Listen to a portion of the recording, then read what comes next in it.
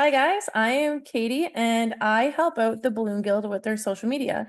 Um, I thought it would be a great idea this month to kind of get to know who the guys behind the Balloon Guild are. So today we're starting off with Jonathan Fudge, one of the two Jonathans that run the Balloon Guild. And yeah, so let's ask them some questions. How did you get into balloons and when did you start and what's your business? Well, I got into balloons as an 8-year-old at a summer camp. It was actually twisting balloons first. I wanted to learn magic, and the magician wanted to get rid of me. So he handed me a balloon and said, Mr. Fudge, if you can blow up this balloon, I'll teach you all the magic you want to learn. Just blow up this balloon, we'll be good. Didn't hand me a pump. It was quite a character, had a big mustache, and it took me all week to blow up the balloon. And he was so impressed that I got it inflated that he kind of took me under his wing and started teaching me balloons. And as weird as it is, he was a very, very talented balloon twister without knowing it. So like he probably made 30 different shapes. A lot of them were 1 and 2 balloon shapes, but it gave me all the skills I needed so that when I ran into a balloon convention, I was actually pretty good pretty quick. So that's kind of how I got started.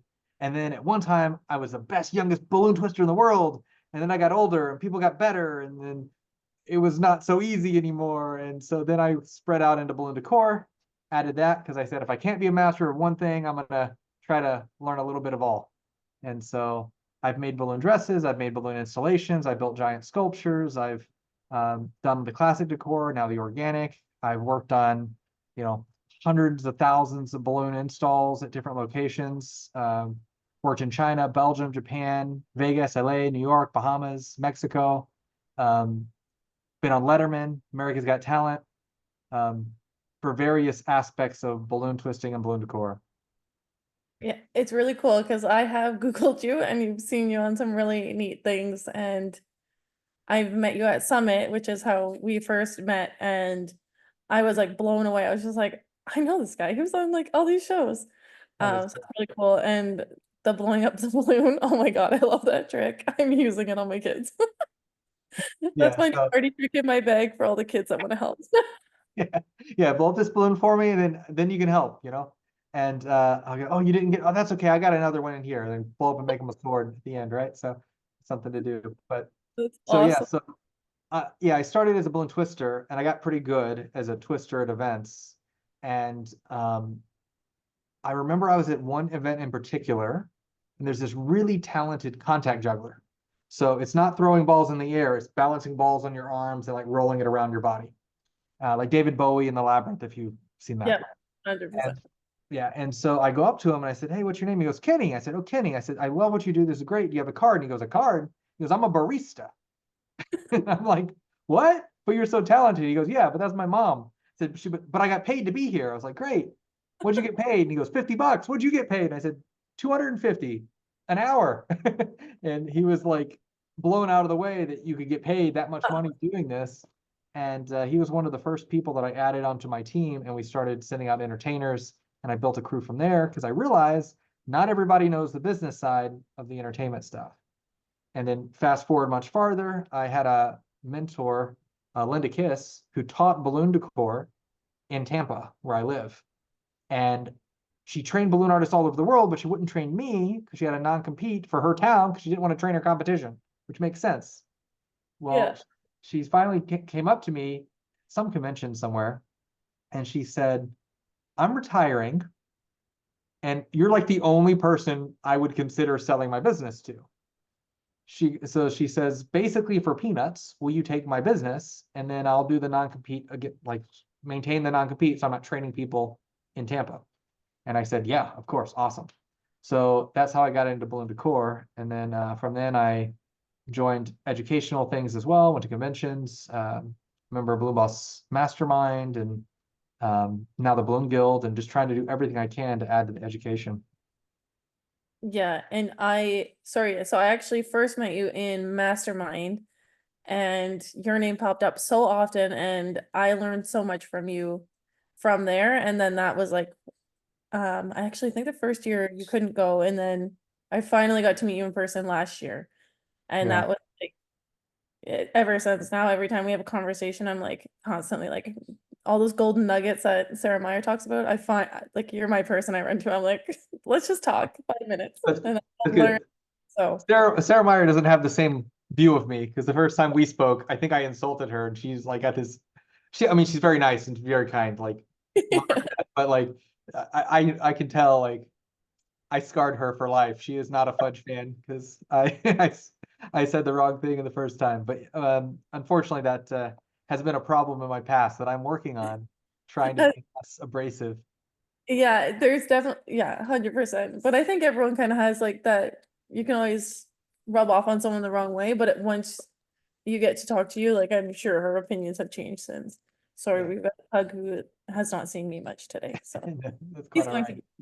to. But Um, sorry, no, it's fine. Yeah, so when I joined Mastermind, um, I go through cycles with my business. I'm an all or nothing kind of person.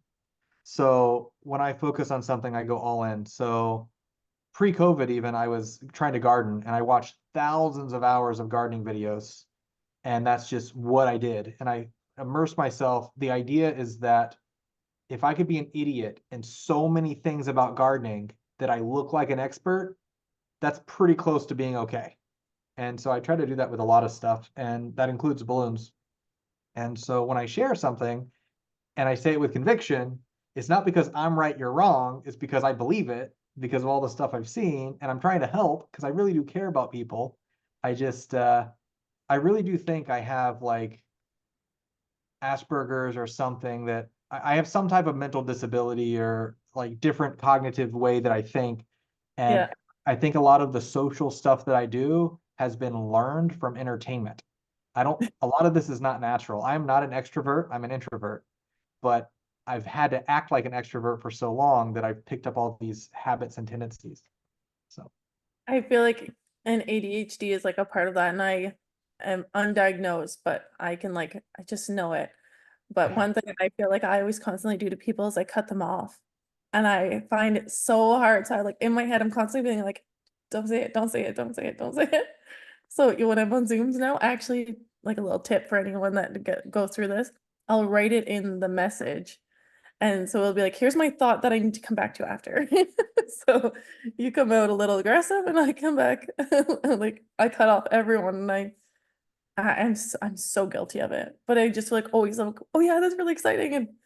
And so yeah, I get different ways of people and interactions. And if you need a little tip, just write it in the comments. that's awesome. That's a great tip too. So, Awesome. So your business name, I don't think you've mentioned it yet. oh yeah. So my business it started as YTE Events. It was Your Total Entertainment.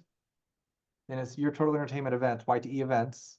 And then I added Balloon Decor. So it's YTE Events and Balloon Decor, which is probably the biggest, longest mouthful of a name that's not easy to remember as possible, but I have a reputation in the area for doing great work. Not cheap, but the best is kind of what I like people to say. So that way I don't have to worry about any of that. I just knock out what I need to and get it done. And I'm a problem solver. I'm not really, I don't do a lot of weddings. I'm not like a good friend of the bride, but I deal with a lot of event producers who do weddings because I solve their problems. Amazing. Um, I'm thinking of this now, so I'd have to bring it up. One Right. of your biggest shocking comments that everyone is floored by is you price exactly how you should. And I think it's your delivery fee always gets people. They're always floored. And and from what I've been learning with everyone's business is different. And obviously Tampa is a lot different than where I'm from because I'm a small town. Yeah. Delivery fee starts off and people are always shocked by this. Um, how do you like how does it come up to your head? I guess like for me when I'm like, holy cow, 200, I think it's like 280 to leave the house. Is that what Yeah. your delivery fee is? It's, it's 225 for delivery and 85 for breakdown. So it's like 30 something for leaving Yeah. the house. So what goes through your head when people hear these numbers and they're so shocked? Like, do you ever get like insulted by people trying to like talk to you? Like, I don't know So how to word this, so but what here's goes through your head? Or like, so Yeah, I went to China to pitch the World's Fair on twisting entertainment and bringing in entertainers. And I had to give them a quote. They laughed me out because they cut the budget while I was on the plane to China. So like I didn't know they cut the budget. So I showed up and gave them this big number and they laughed at me because there was no budget. But part of the way I was able to quote, I think it was like $2.6 million at that event for that quote, was that I actually sat down and did the math multiple times to make sure this is what it cost, this is what I have to make, this is what I have to do so that my wife, girlfriend at the time, doesn't hate me for staying away for this long. Like, here are the numbers that have to be done. This is what it should cost. And obviously there's negotiation and stuff too, but I did the same thing with my delivery. I looked at where I was, and I'm literally in the parking lot of a U-Haul. Like normally you get a U-Haul, you have to pay $1.80 per mile. You have to go get the U-Haul, then you have to bring it back, then you have to go where you're going, then come back and then go drop it back and come. So you have extra driving, right? I Yeah. didn't have the extra driving. Like I could have walked my balloons to the U-Haul just as easy as driving the U-Haul to my door. Like that's how close it was. So I only had the distance to and from the event. So I had the $1.80 something a mile. I had the $20, $24 rental fee. I had the gas money that I had to pay to fill it up. And then at the time, they demanded I pay for insurance. Like it was required by U-Haul to have insurance. Now I have it through my business and I have a waiver and we've done other stuff, but that's how it was set up. So what I did at the end of the year, because I've been doing this all year, renting U-Hauls to run my business. At the end of the year, I sat down and I added up all my U-Haul fees, added up all my gas fees for the U-Hauls, because I only use that one credit card for gas for U-Hauls, because my personal card is my personal card. And so I knew the gas for U-Hauls, I knew the price for U-Hauls, I knew how many jobs I did, and I divided it all out, and I think it came out to 125. And then I also consider that every delivery is 2 hours, and some of them take two people. So assuming it's a 4 hour minimum, at $20 an hour, that adds up as well. Yep. So that's another $80. And then knowing that my company has to make money too, and I have to be able to prep if there's problems, like I did the math. So 225 is exactly what it needs to be. Probably could be 185 if I didn't want to make any money. Yeah. But like the point is, that's where I was. Yeah. When I bought my van, I did the math. When I got my vehicle, I actually was borderline. I could have kept doing U-Hauls, or I could have got my vehicle. It would have cost me the same amount of money. The only difference now is I have a vehicle and I can put my branding on it. So now it acts like advertising, so it adds value there. And because of that, I switched and got a vehicle. So when I got my van, I was trying to figure out delivery prices again. I said, you know what? Well, I've done the math on U-Haul. I haven't paid off my van yet. Let's just keep it the same. And so that's why I kept it the same. And now that extra $125 that would normally go towards a U-Haul goes towards my van, paying it off early. Yeah. And eliminating some of the interest on that. And then, so that's where the delivery fee came from. But Yeah. now, because I own my van, I can actually do a delivery fee of like $75, $80. Like I can cut it in half and it's a discount or a deal. So Yeah. yeah. Awesome. But yeah, so the short answer is I did the math. And Yeah. so I can back it up with confidence. So What's your space like? Are you at home run? Are you warehouse? Do you have I work, I don't have any balloons in my house, I don't think. I'm looking around because every now and then my daughter has one, but I don't have any balloons in my house. Even the balloons I got my daughter for her birthday last week are at my parents' house across the street. So like, I don't have any balloons in my house. I have them all in a warehouse space. So I have a 700 square foot warehouse, and I have two 10 by 10 storage units, all within walking distance of each other, about 30 minutes away from where I live. That's also where I keep my company vehicle. And I only really go there when I'm building stuff or have something to do. I work from home otherwise at the computer. I'm at a computer at home now. And my warehouse is an unfinished office building that someone trashed and I cleaned up just enough to be able to put stuff in it. Like it is not a pretty place to bring clients to show off. It is not a show and tell kind of place. It's like It's clean enough to not be disgusting, but it's just to knock out work. And so you were a pre-COVID, obviously. What did you find you had like a lot of clientele that wanted to have in person, and now have they gone to more um digital and online or email? What do you mean? Like would they Uh, ever like meet in person more? Because you do like the full event. You don't just do like just decor. Yeah, when I have someone spending like 20, 30, 50, $80,000 for an event, I go meet them at their venue. They don't need to see my office. Yeah. So my office is irrelevant to their event.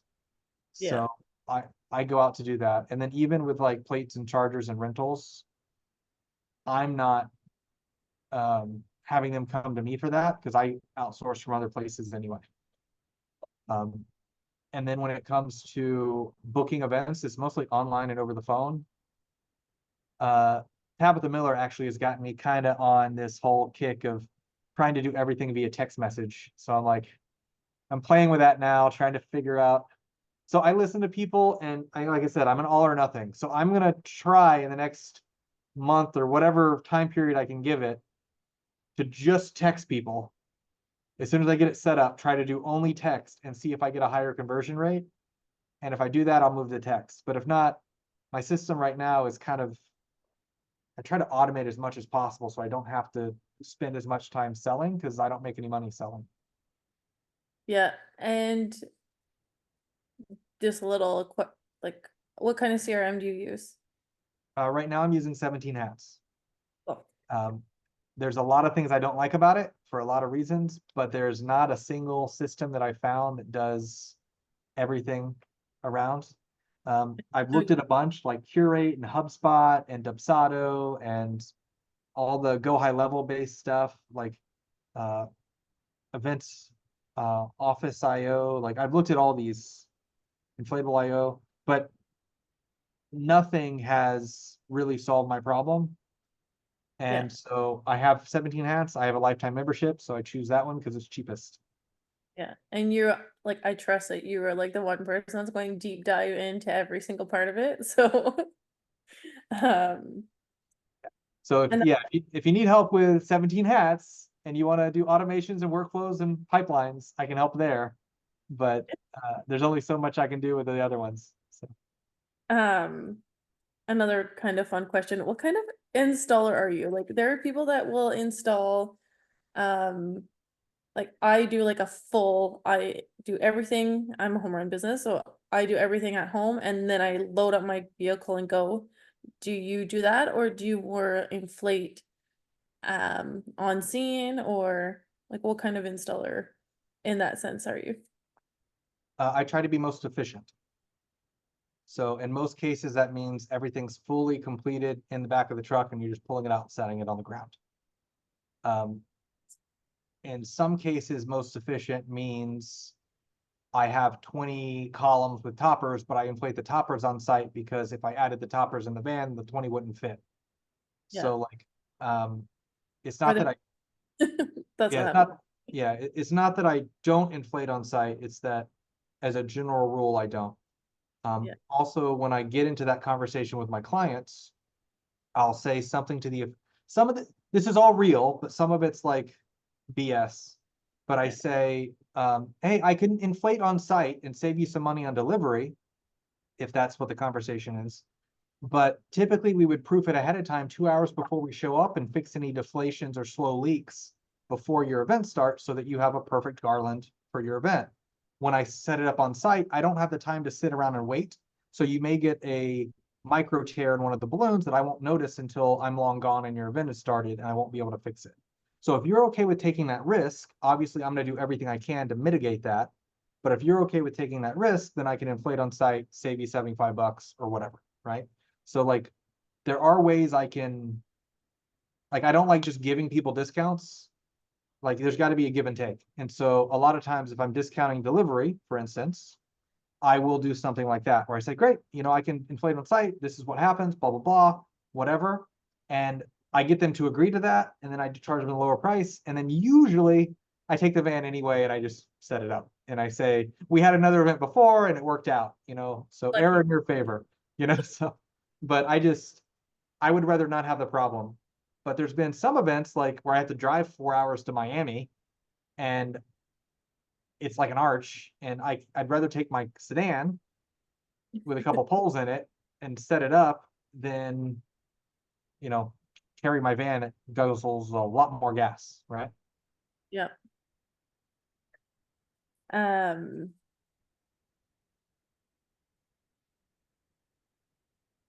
so let's jump back into, okay, so what made you guys, you and Jonathan, like what, or was it like a separate where you both kind of had like this aha moment and came together, or how did you guys get into coming up with the Bloom Guild? So I actually started a private group of about 50 people where I said, hey, let's all work together. There's so many things that we could use synergistically with one another. If we compile our photos, compile our blog posts, compile our recipes, compile our everything, we'll have this massive amount of resources that we can use between each other. So I organized that. Awesome, amazing, wonderful. But it ended when it ended. And then I started doing recipes in Canva and I started doing menus and I was selling recipes for different things. And then someone asked, actually Sarah Meyer, she says, hey, I'd like to just have a bunch of recipes. And I said, great, I can make it happen. Like I am trying to figure this out on my own. And as I wrote that, apparently Jonathan Gerber had talked to a bunch of people at Summit. Can we pause this and cut this out? There's no one else in here, right? Yeah, what's up? There's Okay, so we had some technical difficulties, but we have a new friend. So welcome. Kristen also helps us with the Balloon Guild as well. So thank you for joining and all that too. But yeah, the short answer of how we got to the Balloon Guild is I was writing recipes. Someone mentioned it. I think it was Sarah Meyer. And then I said, yeah, I can do that. And then Gerber, I guess, had been talking at Summit the year I missed because my wife scheduled a cruise and didn't tell me, trying to be nice, and didn't ask if I was available. And she had already paid for it. So Joette was very nice and just let me go. And so while I was not there, I guess he talked to a bunch of people about starting the guild, something like this. yeah. And so he immediately called me and said, hey, look, I know you didn't know, but this is what we're trying to do. And we live close to each other. He said, we've been talking about trying to work together anyway. Is this something we can work together on? And I was like, yeah. So we just hit the ground running. And I think we had the website up in 2 weeks or something. Happened And then, pretty quickly. yeah, it might have been a week even. And then for those that joined us immediately, it was not very impressive when you look at it now. And then if you look at it today, it's not going to be very impressive when you look at it in 3 months because there's so much cool stuff coming in the pipeline. So really excited about that. So over the course of 2 years, it's like doubled 2 or 3 times. 100%. It's even in the past like 2 weeks, I feel like we've done some just visual changes, and it already, like every time I log in now, I'm like, oh, that's cute. That's a nice So to yeah, see. so now you can actually see pictures of the guest designers when you log in. The Yeah. recipes are better. I took SOPs off of its own thing and added it to the recipes. We actually are going to be adding another piece in the menu, which is essentially going to be a quick link to all these webinars, but I have to figure out how to organize it. So like that may take more time than I want it to, but the idea is it's in the works. And Yeah. Gerber's been real big about we need a calendar of events. So I don't disagree with him. It's just I don't like working. So I gotta get that knocked out. And then once we have that calendar, then we'll have like 3 to 4 months scheduled. Then he's been saying let's advertise, and I have been against it because there's nothing to advertise. So when we have all this working together, it works together. All But gonna smooth sail from there on. yeah. And the cool thing about Gerber and I is we have the same name. We basically have the same history. We have similar interests. We're almost the same person if you like look at like random facts on us, but we're also very different in the way we think and approach things. And I think he's older than me by 5 to 10-ish years. I, if he's younger, he's gonna hate me for saying that, but I think, It's and not. it kind of gives me hope. Like if he's a little bit better at me at this or that, and then I'm like, well, if I'm right next to him, then maybe I could speed up and my timeline will be better. And I don't know. That's the competitive side. I love that. Um, Yeah, he's gonna watch it and he's gonna be like, yeah, you're gonna be better. Watch this, and then he's gonna like blow me out of the water or something else. I know, because he's competitive too. So it's a lot. Especially if we're talking about escape rooms. Yeah. Now I have to say, I love escape rooms. I wish I got my wife into escape rooms like he did his, because I think I would, well, actually, I don't know if that draw us closer together or farther apart. We'd learn real quick, I guess, but I still think it'd be fun to do. do you have a favorite recipe on the Balloon Guild? That's a really great question. I actually don't have any idea. I have a favorite recipe that I made, Yeah, which that is the turkey, because I made it for Macy's. It just represents, Macy's was my first client as a professional balloon decorator. And that's something I made. It's actually Turkey Tom or something like that. It's it's their Macy's character. So that's why it has the bow tie and the hat and all that. So that was that. And then I love the um I'm looking through some recipes now, trying to cheat a little bit. Um, and then I love the classic stuff. I like one of the things I wanted at the very beginning was my idea of the Balloon Guild was that essentially, if you thought about franchising your balloon business to the entire world, what would your recipe book look like?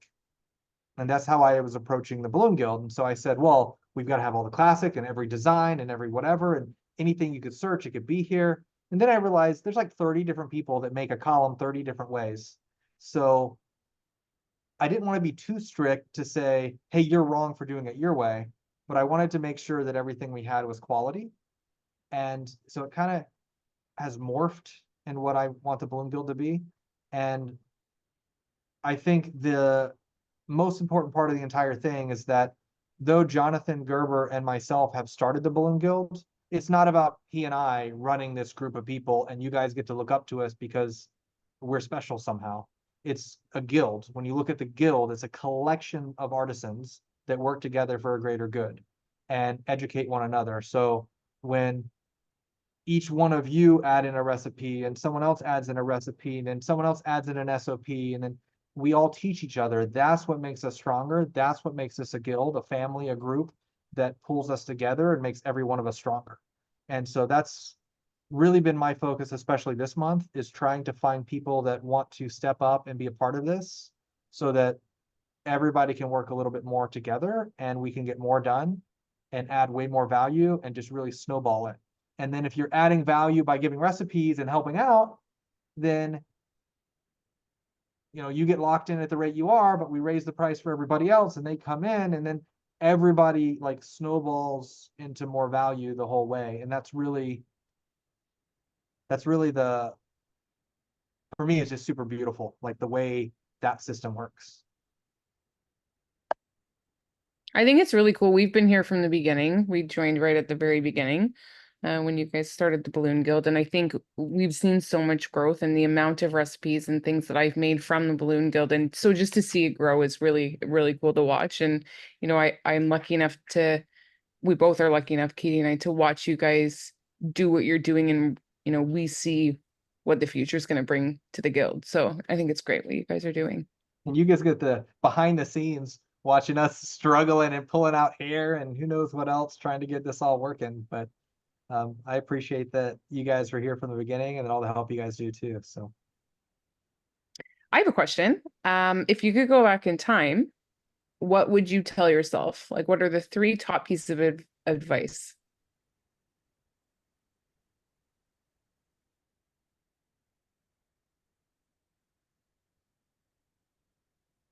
I think the biggest thing that I would do is I would focus on relationships. Like people are important and friendships are worth fighting for. Because, and it matters, friendships are worth fighting for and friendships are worth canceling. Pruning. It's worth pruning your friendships too, right? So like when I started, I thought if I just put my head down and work really hard, I can make this work, which is absolutely true. But you get way farther, way easier if you have friends and family and helpers and all that. So I think that's huge. I also think that I would try to focus on being a minimalist from the get-go because it's so hard to throw stuff away. So much easier not to buy it in the first place. So those are, I don't know if that's 1, 2, 3, 4, whatever, but that's probably what I would focus on. Awesome. A totally off topic one again here. I've been really interested in how people tie their garlands because there's obviously many different ways. And now I'm just curious on what each person does to tie their garlands. So when you make an organic garland, do you necktie? Do you link? Do you fishing line? Do you 260? How do you tie a garland? So when I'm doing, you're talking about specifically for organic? Yeah, organic, yeah, because I know anything, either both. Okay, so classic, I make quads and then I tie a 260 to the first quad and I double 8 and double 8 and double 8 all the way up. And then that's how I do it. And I get about 5 feet and tie it off at the end. And that's a solid 5-foot garland with one 260. 260s are more expensive than ribbon. They are more expensive than monoline. They are more expensive than other things, but because it maintains tension, I can make the garland ahead of time and the garland will shrink over a day or two, but the 260 shrinks with it. So it maintains a tight garland, if you will. So that's why I use a 260. I love the 260 method too, and that makes I never thought of why, but Yeah, that makes so much sense now. I started with ribbon to learn how to do it because it was visual, you could see it. But ribbon, I don't know if it actually cut it more with micro tears or if the ribbon itself just broke more often. So then I went to a 50-pound test, like monoline, like fishing line, but that would kind of cut my finger and give me blisters on my knuckle. And also, if I make it 4 days ahead of time, it gets all wobbly. So that isn't work. So that's why I went to the 260s. It is more expensive for sure. I'm paying an extra 7 cents a garland just for a rubber band, essentially. So that's a very expensive rubber band, but that's why I do that. And then when I'm doing the organic, I don't know if I did it with the one behind me here, but usually I'll do a 4-pack, a 6-pack, a 4-pack, a 6-pack, and I'll do the base with the bigger balloons. And then I will make, I used to make 3-packs, but now I do 4-packs of 5-inch of smaller balloons, and I tie a 4-pack to a 4-pack with either nozzle to nozzle, or I do a half 260 to give me like I call it popcorn, but like a thing to floss, right? And to pop it on. I also will take those 4-packs individually and tie to nozzles within my garland. So nozzle to nozzle, but with an existing nozzle in the garland. And that's how I do that. And so the one behind me is level, what we call level 2. It's just the basic organic garland, which is nothing more than like a really ugly column. And then adding the 5-inch to give it some pizzazz and sometimes little, like this had a little greenery and something on it too. But yeah, it's just how much we add to it. And then level 3 would be basically the same thing, but the nicer, prettier one that you like to see that has the bigger balloons and gives it texture and variety. Awesome. And you tie with a 260 those as well. Yep, and they come out about 7 feet per 260 section. So Awesome. you can almost see the one section is above love to the right, another section is like just below and bottom right of love to the left, and then there's like a fat chunk on the side. Yeah. So that's 3 sections of garland, and I think the section on the left is like folded in half even. So like if that gives you an idea, they're like real thin for that particular one. Yeah, like a standard. So, and then yeah, and we do that particular venue all the time. This is a venue in downtown Tampa. It's like a small room in a really fancy place, and they do a lot of baby showers and like wedding reception, like many things there. Yeah. So unrelated personal question. I follow you, so I know a lot of these answers, but I'm wondering if you talk about some of the habits or rituals that you do throughout your day. Habits or rituals. Okay, so I had a really, really stressful, horrible time in the past couple months where my life just feels like it was falling apart for a number of different reasons. I lost a lot of my habits just because I was happy to wake up and go to sleep and keep going, right? So it was just a lot of that. Um, I'm just now starting to get my habits back. And so um, a lot of times I've read a lot of habit books, right? So the way I do this is what's called habit stacking. I start with something I already do and I slowly build onto it. And so I found that I'm getting older and I have to use the bathroom when I get up. So the first thing I do for my habit stack is I have everything around the restroom, right? So like I know that sounds maybe TMI, but that's how it works, right? So everything that I can do in the morning that I can wrap around that, I try to do. So that includes taking my medication, using the bathroom, drinking a glass of water, brushing my teeth. Um, I've been trying to eat healthier, so I have these like healthy snack bars, and so I've been trying to eat one immediately when I get up, just so that it kind of jumpstarts my metabolism for the day. Typically, I wake up before my wife and daughter, so I'll do all that, and then I'll come into the computer and I will try to knock out. Right now, my assistant had her house destroyed through the hurricane, so so that's different conversation together, but very sad. But because of that, I'm trying to cover her job too, and I'm not really trying to replace her because she's going to work. She just has to have a place to live first. And so right now I'm coming back to the computer and I'm doing that work. So I'm writing contracts, replying to emails and quotes. And then when my daughter wakes up, then I switch over into daughter time and I try to do some sort of homeschooling and then get her off to grandma's across the street. Then I come back and do work.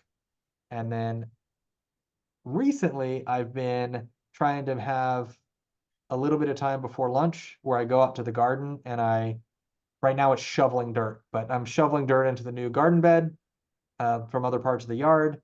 And I try to be real specific with I work until I'm almost nasty and disgusting, but not quite, so I can come back in and cool off in the AC. And that's the magic amount so that I don't have to like shower and change and fix my day. And then I get back to work and then bathe later at night. So that's not exactly the routine maybe that you were asking about, but like I have to start from the beginning. And then when I'm doing meetings, I try to start from the end. So I typically will try to schedule something late and then go early. And then my late night routine is not as consistent because my daughter goes to bed at weird times. She doesn't have a set schedule because we're horrible parents in that regard. But is what it is. Oh, What's that? your daughter's name's Emmy, right? Yeah, Emmy. How old is she? Emmy just turned 6. Yeah, so bedtime routines are always Yeah. skewed. Yeah. But I mean, she's gone to bed as a kid, 10, 11, 9, like it just changes all the time. So, and she's getting really good at negotiating. So she's like, I'll go to bed later if you let me sleep with you in your bed. And I'm like, what? Like, that's not even like the way that works. So, but yeah, she's funny. Yeah. But yes, so yeah, my routines are based on that. And then when it comes to work, I try to make things efficient. I come into the office, I write down the time I arrive, I pull all my balloons, I write down the time I start, write down everything that I'm doing for the day. I knock it out, I write down the times I finish each thing, I write down the time I leave, I take a picture, send it to my assistant so that she can pay me for the hours I work. Or tell me to pay me for the hours I work. So. Interesting. I haven't got to a point where like I need to do that part. Maybe I should. I'd probably pay myself better. But I always wondered how that kind of like worked for people? So everybody's different. There's some people that'll come in here and just laugh me out of the building because of how I do it. But I pay myself $300 a week, and that's basically admin and owning the business. And because I'm still working in my business, I pay myself a decent wage hourly for everything that I do. So it's 300 plus my hourly is how I pay me. But like I'm that. also, when my assistant's working, she's basically running my company and I'm not doing much. So it gives me a lot of free time. Awesome. Have we talked about trends? Probably not. Amazing. So how do you stay up to date with current trends? I let my event producers tell me what they want. But Okay. I can tell you right now that Out of This World is the like highest trending thing that I'm seeing. So Out of This World or some space theme type thing is what I'm seeing all over. So either the aliens are about to announce themselves and this is the intro, or like something else is going on, but that's what I'm seeing. Awesome. So and then a lot of these questions, like when I hear them, I want to ask everybody else too, because This is but about you today, Fudge. I know. It's wild. So if I could have a perfect day, it would include me waking up late, probably, because I like waking up late. It would be slightly overcast, or at least not as hot as Florida. I would have a horseback riding time. I would have airplane flying time. I would have some time in the garden. I'd take care of some bees, and I get to go pet some ringtail lemurs.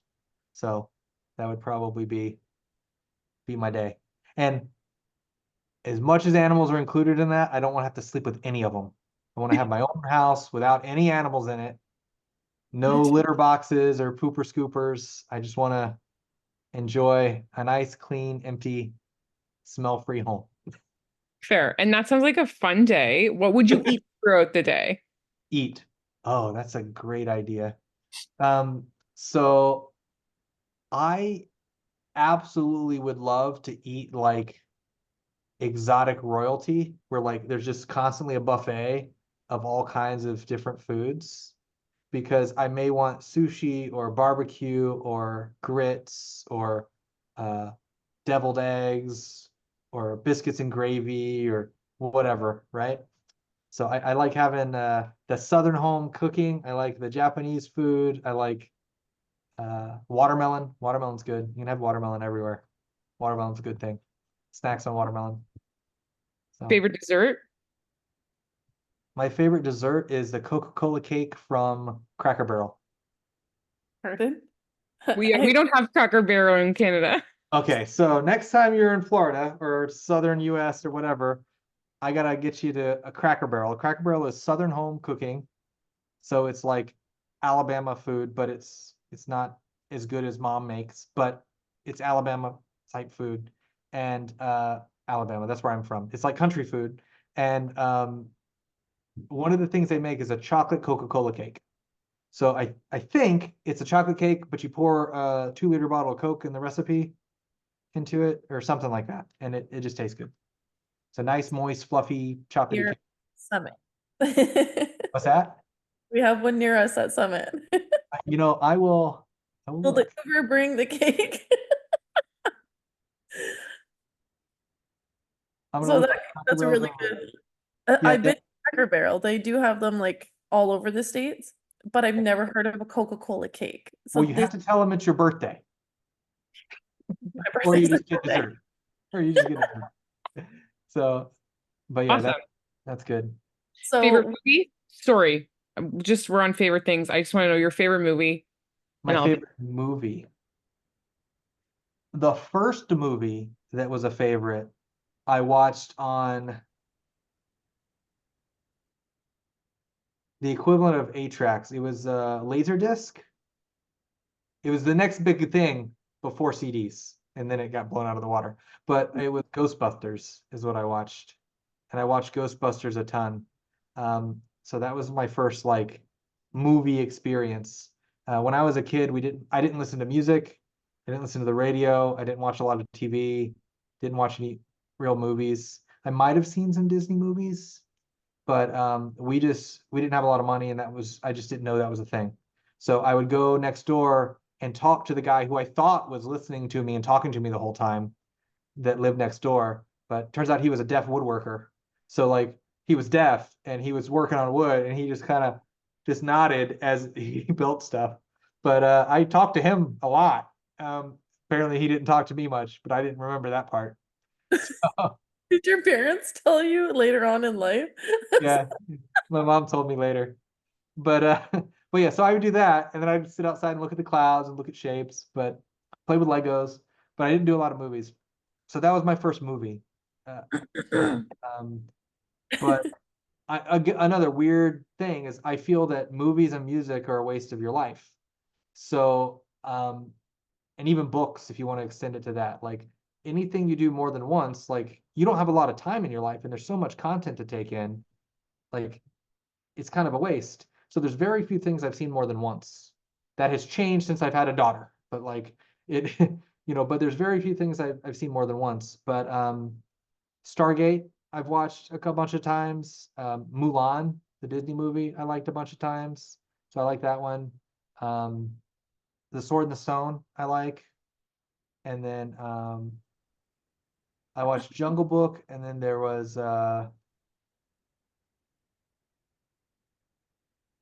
Cruella de Vil, the Wonder Woman Dalmatian. I don't watch it for the dogs. I watch it for the mean lady. But so yeah, there's a couple of things there that kind of fit in there. But Awesome.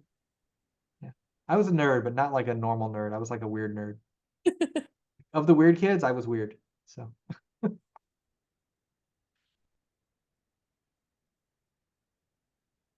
I did have another question, but I lost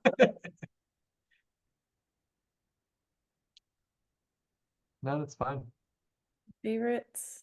Something you said earlier. See, this is why I need to like type my messages in my No, that's but I perfectly did. fine. Yeah, so I could sit and talk about me, I guess. My favorite thing to do is travel. I love to travel quite a bit.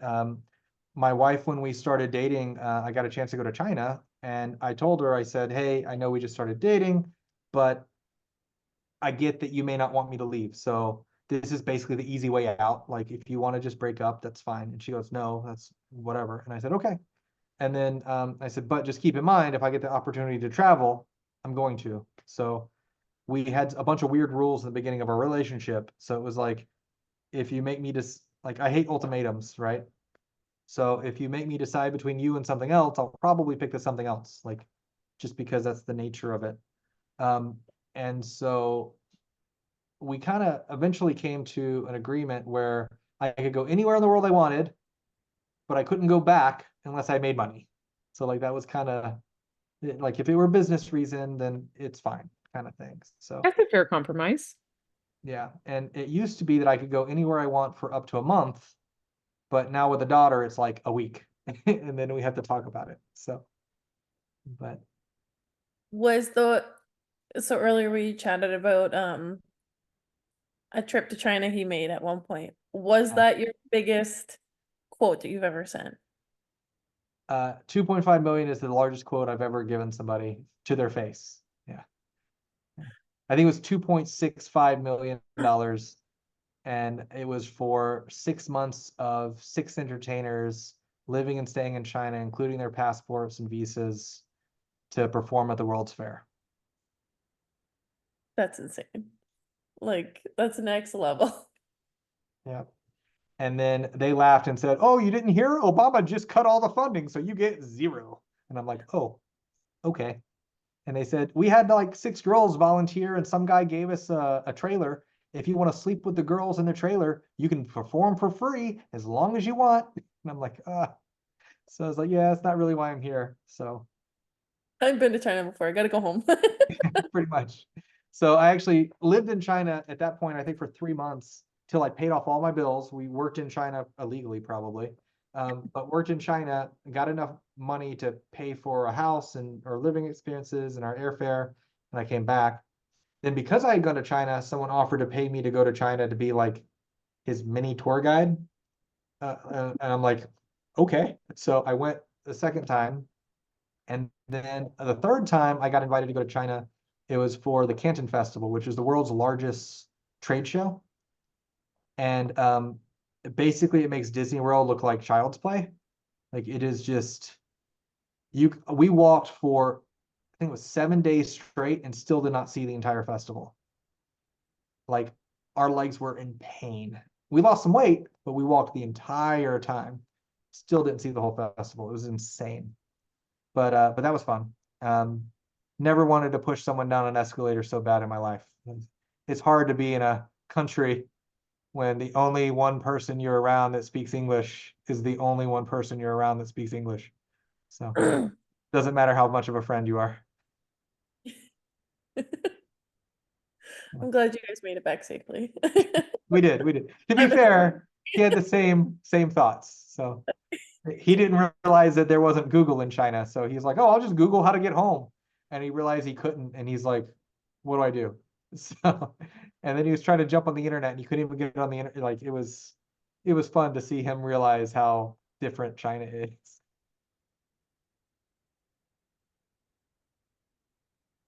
That's amazing. So I'm getting you guys off topic. For everybody else listening in, it is late. That's why they're falling asleep. It's not just because I'm boring. It's because it's late also. No, I love you, and I think this is great. It is way past my bedtime, personally. I actually enjoyed this interview though. Like I love this one. Okay.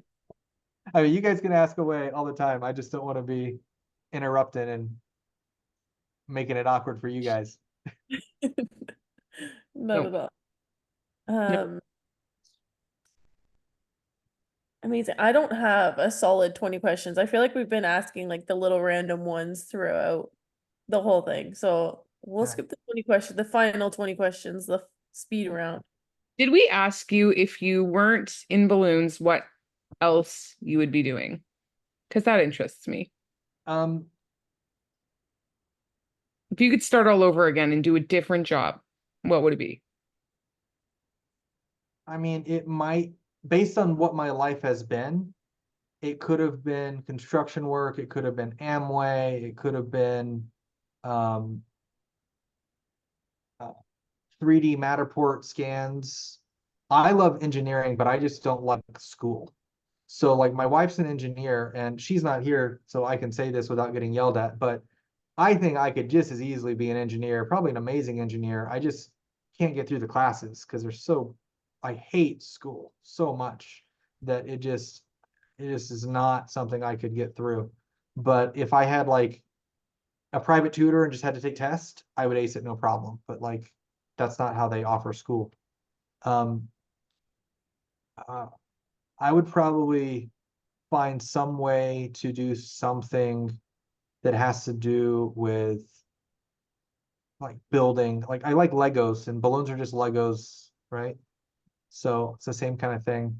Mm-hmm.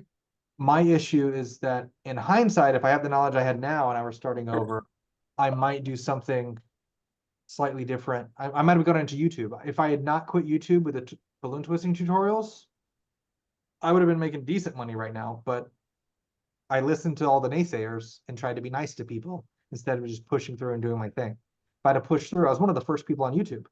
I would have been phenomenally high up in that thing, but I'm not right now, right? But if I had known then what I know now, there's certain things that are higher revenue potential. I could go into AC repair, right? Like, and that would pay more than balloons in most cases.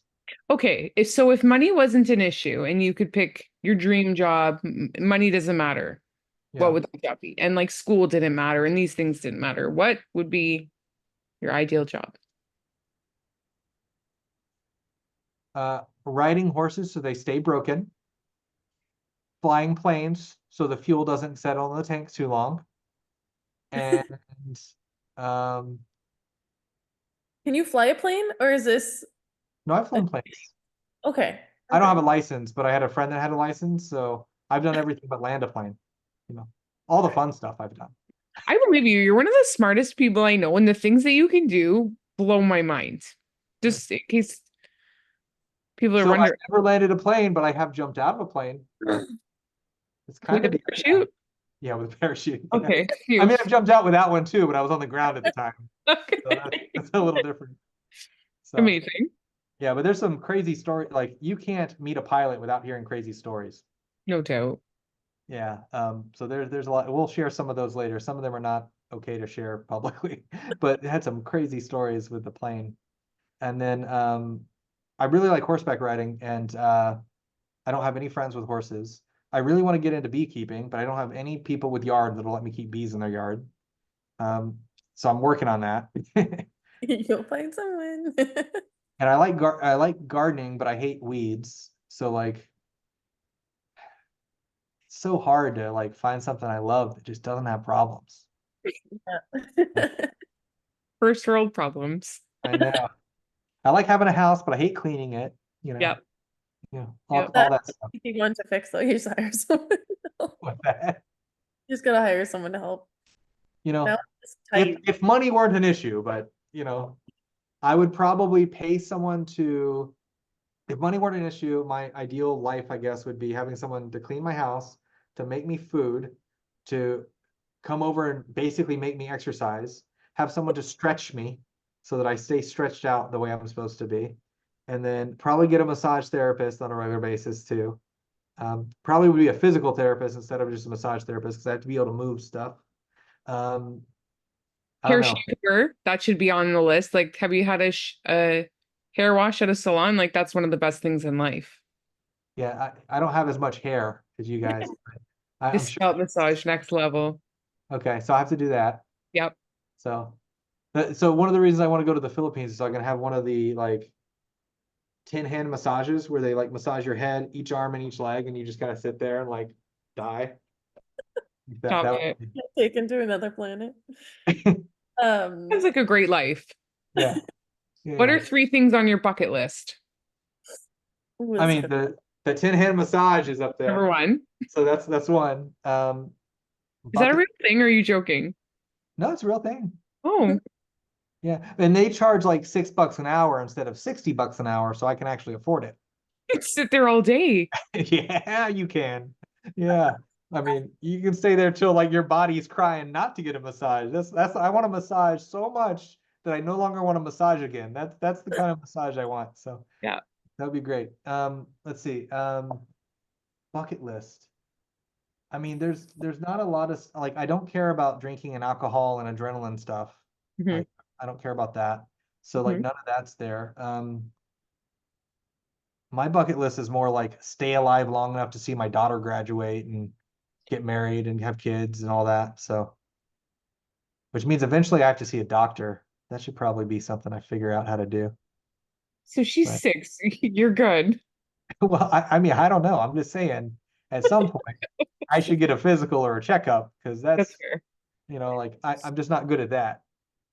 So we saw Emmy do some balloons at one of the twisting conventions. Is this something she wants to get into or you think she'll get into? I've not tried to push her into anything because I don't want her to hate it, Yeah. but she knows that I do it. And I've been basically not teaching her anything and having capital kid teacher. Hmm. And then when she's ready to ask me, I'll do it. And then, so I think this year she'll probably do a little more. And I think next year she'll actually be able to twist stuff, like, and learn stuff. Hmm. And then at that point, it's going to be up to her whether she asks me to teach her more. Right. So, and I'm really trying to do that. And then I also am trying to get her to do face painting and balloons. And sorry, my cat's having another cat. Ooh, that'll be fun to clean up. Okay, so it's yuck. But We're having a night with different animals. it's been an animal night. So yeah, nasty. So again, I would love to not have animals. That's a bucket list. To not have animals in the house. I'll add that on there too. But Emmy, yes, I'm teaching her at Capital Kid, and because I run an entertainment company, I'm hoping that she'll have some interest. I Mhm. mean, I think it'd be a great dream to have her take over the business and stuff too, but that is not super high on my list. I want her to do what she loves. Like she shouldn't have to do what I do. Mhm. And she's really smart and like already she has different loves. Now, granted, they're like rainbows and kitty cats right now, but like she has different interests than me and mom. So like, I'm really hoping that um, I was in Boy Scouts, and one of the things I loved about Boy Scouts is that for the merit badges, you had, I forget how many, but it's like 50 or 100 different things that you try. And one of the things I liked about that is that you get to see all of those things. You're not asked to like any of it. You're just asked to try it. And so I've been really attempting to have her, even when we go out to eat, to try the foods we're eating, or to like I bought her a bee suit, and we're gonna go to an apiary on Sunday, and she's gonna play around with some bees and eat honey out of the hive. So like, doesn't mean she's gonna like it. I mean, she'll love the honey, but if she likes it, then she has something to do. So I'm just trying to introduce her to things. So It's a good perspective on life. It's just trying new things. I think it's great. Okay, so we're gonna try and wrap this up. It is, we're at least an hour for sure. Might, it's so where fine. do we find you next? Like if we wanted to meet you in person, where is it? Uh, I'll be outside that door tomorrow. But Least creepy way. What organized event? okay, the least creepy way. Oh yeah. So speaking of random weird thing, I used to think it'd be really cool to have my girlfriend show up at my window in the middle of the night and be like, yeah, she came to visit me. Until somebody did that and it scared the snot out of me. It is no longer like one of those happy fantasy things. It was like, No. why are you here? So anyway, Hello. Are yeah. you there? So least creepy way would be, I believe I'm going to be at Balloon Ball Summit in Okay. November. And then I don't know when the next conventions are specifically, but I'll be at Capital Kid, which is an entertainment convention. They do have some decor, but it's mostly entertainment stuff. And then I will also likely be at Float. Uh, I tend to make it to the Burton and Burton events when they have those. Balloon University. And is there anything else I go to? I may start going to other things as part of the Balloon Guild, but those are the ones I typically go to. It'd be, if it were just me on my dime, it's Balloon Ball Summit, Float, Balloon University, Capital Kid. Those are the four main ones. If you're into twisting, maybe Twist and Shout, but I go to that more when it's close to me or when I have somebody specific I want to see that's coming from overseas. Awesome. Well, thanks so much for doing this. I think this month is going to be fun to see more of the two Jonathans, and yeah, people can finally get to know who you guys are. Yep. So looking forward to it. And then again, if they have any other questions, I'm always open and happy to answer stuff on Facebook and such, but just know that I give the answers I believe are the answers. So if you don't like them, I'm sorry. We love your honesty. The delivery fees, everyone. That's right. Delivery fees. I Delivery think fees. that's the most, it's controversial. The most controversial, Controversial. there we go. Thing that you've said that I see the most comments on. So I love it. And I always go and read every single one just so I can see what people say. So That's great. the Well, you're welcome. That's what I'm here for, to entertain you guys. We love it. Awesome. Oh, Well, that's thank you, super. everybody. That is Jonathan Fudge, your balloon man, Mr. Fudge with the Balloon Guild. And thank you, Katie and Kristen, for the interview. Bye, guys. Bye.